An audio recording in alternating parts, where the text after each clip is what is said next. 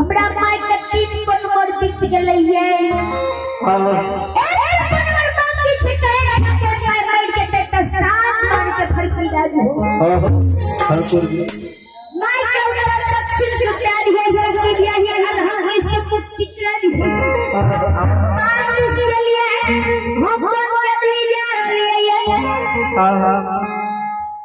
आया है मंडप कलाकार आया है मंडप कलाकार को सुबह की क्या है रमेश बाबू को है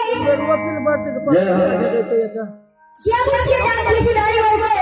हमारी पार्टी का अच्छे बड़ी बनाओ है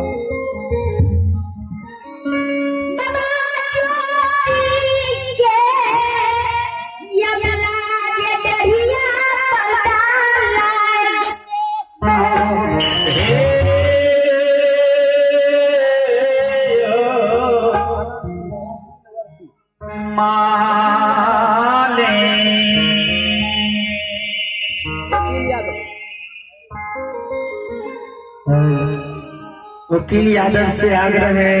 कि आप मंडप के पास आवे, आपको बुला रहा है। वकील यादव से आग्रह है कि आप मंडप के नजदीक आवे, आपको बुला रहा है।